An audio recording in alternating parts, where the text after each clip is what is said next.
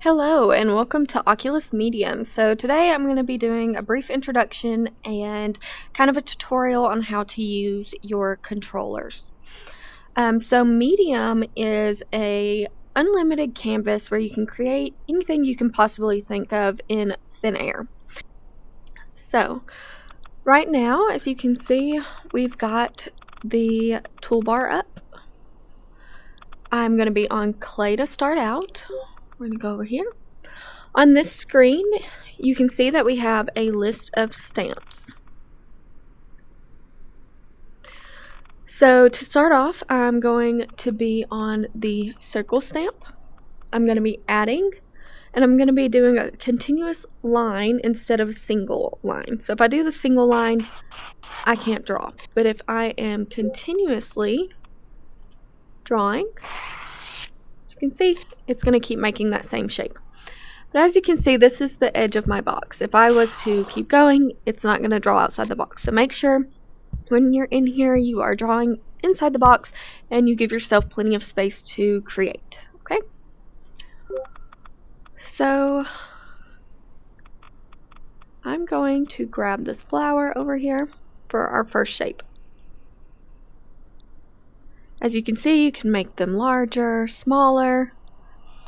You can change the colors of your flower to anything you want, or whatever shape you're making, you can make them any colors. Now, color is not going to matter when you are doing 3D printing, because when you 3D print, your model is going to be whatever color is in the 3D printer. But when it comes to making diagrams and things, in order to differentiate between two shapes, changing color could be a good thing. So I'm going to show you that now. So as you can see, I've got a pink flower. I'm going to use my paint. I'm going to change the color of my paint to yellow.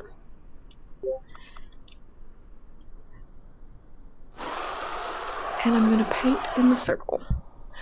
So as you can see, now I've got two different colored shapes, and I'm going to be able to differentiate between the petals and the center of the flower. Okay, so for this, we are going to go through kind of what the different tools do. Move, you're going to be able to kind of stretch out your petals or whatever you have, and it can kind of give motion. So you can dip it in to kind of give motion to your shape. Move is good when you have like body parts, arms, legs. You can kind of move them in the direction that you're wanting them to look like they're flowing through. Swirl kind of just mixes your colors and your shapes together. I'm going to go back to my clay real quick and grab a circle. I'm going to change the color to yellow. Shrink that down a little bit. Add it on top there. So when you are flattening, you can decide how large you want it again. But if you want to, say, connect two items on a flat surface, or you're wanting a flat surface to build upon, you can flatten any shape you want. So as you can see, it's no longer a circle. I have flattened that down, and you can grow things on top of it or build things on top of that. We're going to wait on cut for just a minute, and I'm going to come over here to smooth.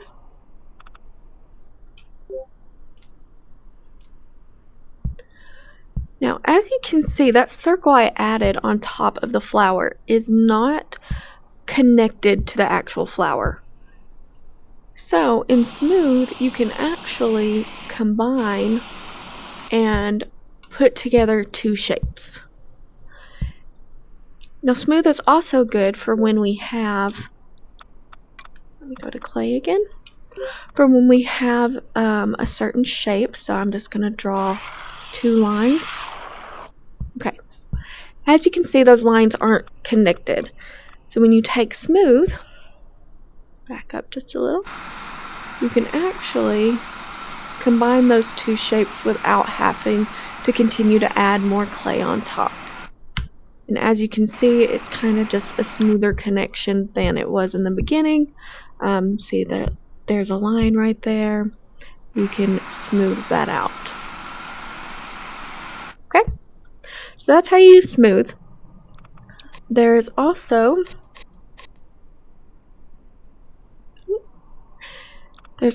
an inflate, which if we go back to our flower in the center, you can just blow it up.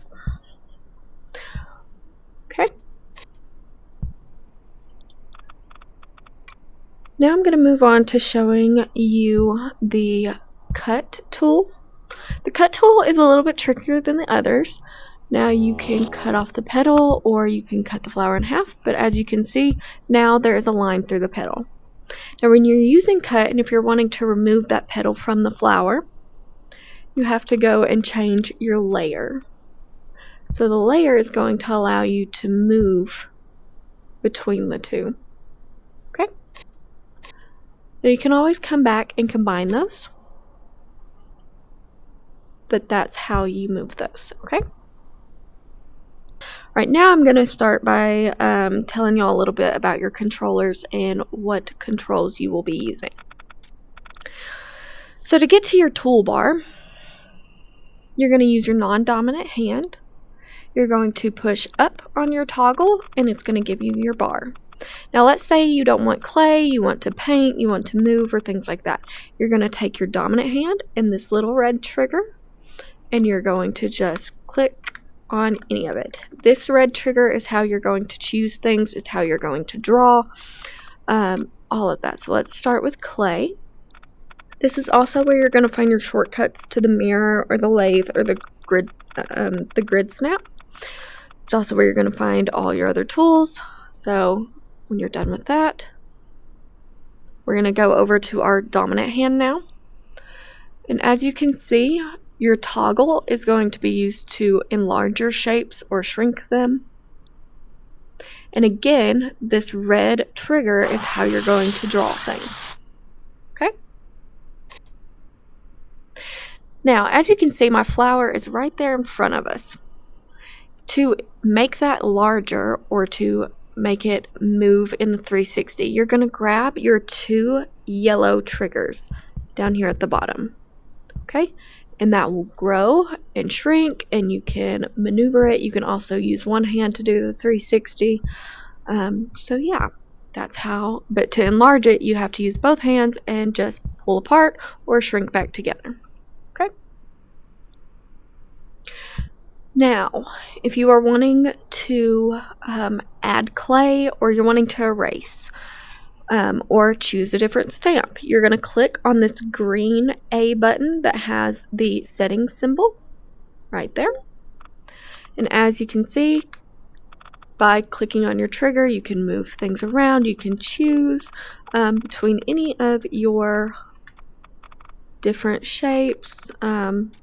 Got symbols like a heart. And you can also erase these shapes.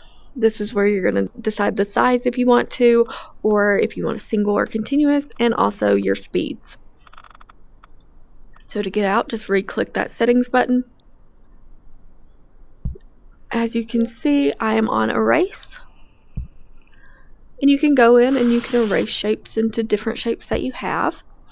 Now, let's say I don't want that star in the middle of my flower. On your non-dominant hand, you're going to take your little toggle and you're going to click left and it's going to disappear. Now let's say I wanted it back, you can always add it back. So that's how you undo and redo things in Medium. Now if you want to change colors, so let's say I'm adding a star in, you click on the B button, or on your dominant hand you're going to click the top button that has this kind of color wheel to it. And then you can go through with your trigger finger and you can choose whatever color you want. And then you can add that color in. Okay? So when you are wanting to trade layers, when you do the cutting and things like that, you're going to flick down on your non-dominant hand on the toggle. So then you can decide between your different layers, your mirror planes. You can add lighting to it to get a different sense of your shape and things. You can add different backgrounds, different layers. Okay, to get out of that, just click it back down. On your non-dominant hand, if you see that yellow button that's lighting up right there, you can also click on it. This is where you are going to choose your file. You can save it, you can export it. This is also where you go if you are wanting to 3D print your item. It's also where you go for user preferences. So if you are left-handed, this is where you will change it. Okay. And then it's also where you can find your tutorials. So this is just another set of tutorials that come with Medium, and it will run you through these things as well. I'm just going to go into a little more detail on how to create things like manipulatives than that tutorial does. Okay. That is all I'm going to be going over today. If y'all have any questions, you can always come back to the tutorial or ask me. So yeah, thanks for watching.